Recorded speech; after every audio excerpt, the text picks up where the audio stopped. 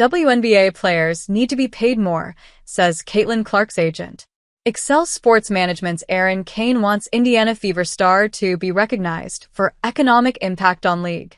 Caitlin Clark's agent doesn't think it's possible for the Women's National Basketball Association, WNBA, to pay the Indiana Fever star her true worth. Clark was part of a standout draft class that helped power the WNBA to various viewership and attendance milestones in the 2024 campaign, including the league's most-watched regular season in 24 years. A study from RIPLEY'S also found that the WNBA delivered a record $136 million in media value for sponsors during the 2024 regular season, with 45% of total broadcast value coming from Clark's Indiana Fever. The league also achieved a 322% rise in online searches last year, more than any other sport property, according to Red Torch's latest Sport on Social report.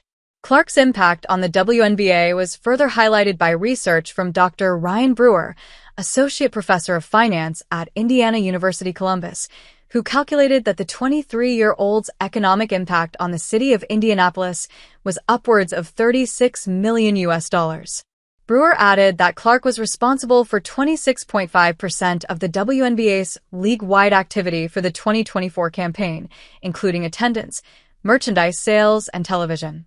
One of every 6 tickets sold at a WNBA arena can also be attributed to Clark.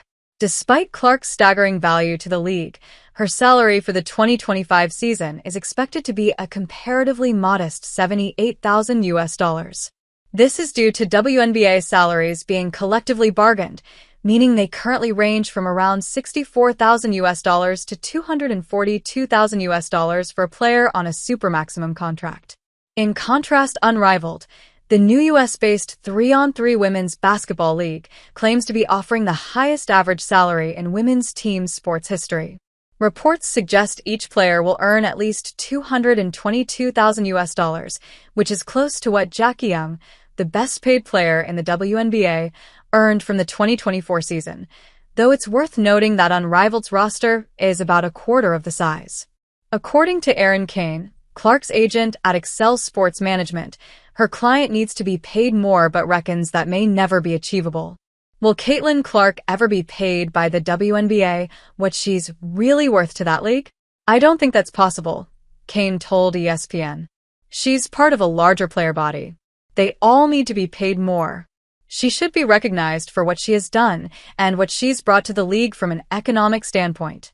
It's as simple as that. The Women's National Basketball Players Association, WNBA, opted out of the league's collective bargaining agreement, CBA, last October, stating that players are seeking a business model that reflects their true value, encompassing higher salaries, among other benefits. The potential for a work stoppage remains if a new CBA isn't reached by the end of the 2025 season, but Kane is hopeful of a progressive negotiation. The most important thing always has been getting WNBA players paid for what they do on the court, she said. I'm very, very hopeful for this CBA negotiation that it will be progressive and move the line forward a lot. The WNBA is due to receive as much as $2.2 billion over 11 years from the 2026 season as part of the National Basketball Association's, NBA, next domestic broadcast rights deals, with the league also set to offer 2 additional packages of matchups independent of the NBA, which could push revenues even higher, possibly as high as $260 million a season. The WNBA currently makes around $60 million annually from its current domestic media contracts. Despite the numerous upticks, the New York Post reported last October that the WNBA was set to lose $40 million in the 2024 season. Prior to that, NBA Commissioner Adam Silver said in 2018 that the WNBA had lost an average of more than $10 million annually since its founding. The NBA currently owns about 60% of the WNBA, and Kane is keen for the latter to operate more independently to ensure its interests are put first. I think we're ready for a spin-off from the NBA, said Kane. I just think that the NBA is incentivized to make decisions that are good for the NBA, and those are not always aligned with what's good for the WNBA.